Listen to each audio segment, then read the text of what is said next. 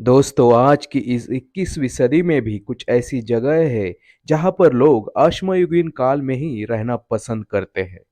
दरअसल इन लोगों को आग कैसे लगाई जाती है इसका भी पता नहीं है। वो खाना पकाकर नहीं खाते। ये लोग खेती नहीं करते। ये शिकार करते हैं और चीजें इकट्ठा करके खाते हैं। आज इस वीडियो में हम एक ऐसी ही जगह के बारे में बात करेंगे जहां आपने पैर भी रखा तो आपकी मृत्यु निश्चित है। हम बात करने वाले हैं नॉर्थ सेंटिनल द्वीप के बारे में।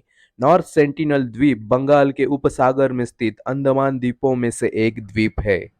इस द्वीप पे किसी को भी जाने की अनुमति नहीं है और यहाँ रहने वाले लोग भी हमसे संपर्क नहीं करना चाहते। इसके कुछ रीजंस है। 1858 में अंग्रेजों ने अंडमान और निकोबार द्वीपों को अपनी छावनी का भाग बनाया। उस वक्त इस द्वीप पे भिन्न जाति के 7,000 आदिवासी लोग वास्तव्य कर रहे थे। अंग्रेजों के आने के साथ ही बहुत सारी बीमारियां इन द्वीपों पे आई, जिनका सामना करने की इम्यूनिटी या प्रतिकार शक्ति इन आदिवासी लोगों में नहीं थी। इसी के चलते 150 सालों बाद यह संख्या घटकर सिर्फ 300 ही रह गई। बहुत सारे जातियों के आदिवासी लोग खत्म हो गए। केवल सेंटिनल आदिवासी कम्युनिटी ही एक कम्युनिटी है जिसने पूरे विश्व से एक अंतर बनाए रखा है।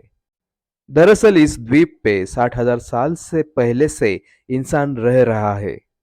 लेकिन नॉर्थ सेंटिनल द्वीप पे रहने वाले ये मानव क्या खाते हैं, कैसे जीवन व्यतीत करते हैं, कौन सी भाषा बोलते हैं और सुनामी जैसी नेचुरल डिजास्टर से कैसे बचते हैं, इन सभी सवालों के जवाब किसी को भी पता नहीं है।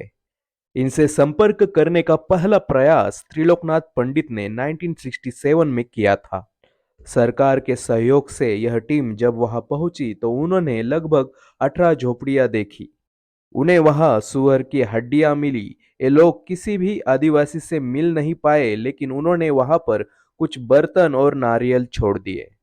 दूसरा प्रयास 1991 में किया गया। उसके बाद 1996 में भारत सरकार ने इन लोगों से संपर्क करने पर पाबंदी लगाई।